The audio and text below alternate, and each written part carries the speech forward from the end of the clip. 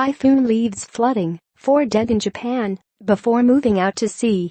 Tokyo, Reuters, a rapidly weakening typhoon made landfall in Japan on Monday, setting off landslides and flooding that prompted evacuation orders for tens of thousands of people, but then headed out to sea after largely sparing the capital, Tokyo.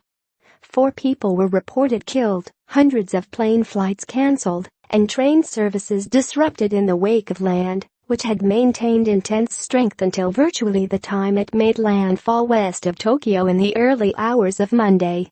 At least 4 people were killed, including a man who was hit by falling scaffolding, a fisherman tending to his boat, and a young woman whose car had been washed away by floodwaters.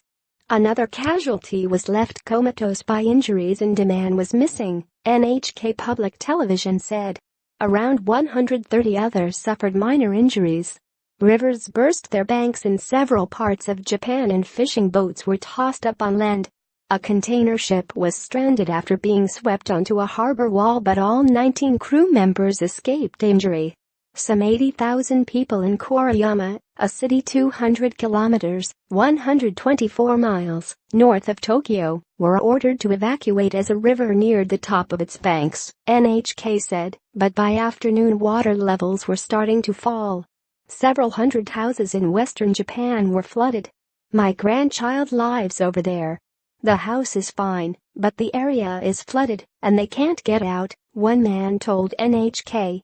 Lan had weakened to a Category 2 storm when it made landfall early on Monday, sideswiping Tokyo after powering north for days as an intense Category 4 storm, according to the Tropical Storm Risk Monitoring site. Lan is the Marshall Islands word for storm. By Monday afternoon the storm had been downgraded to a tropical depression, and it was in the Pacific, east of the northernmost main island of Hokkaido, the Japan Meteorological Agency said.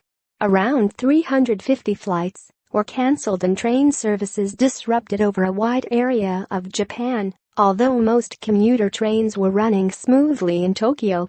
Toyota Motor Corporation cancelled the first shift at all of its assembly plants, but said it would operate the second shift as normal. Additional reporting by Junko Fujita and Naomi Tajitsu. Editing by Michael Perry and Simon Cameron Moore.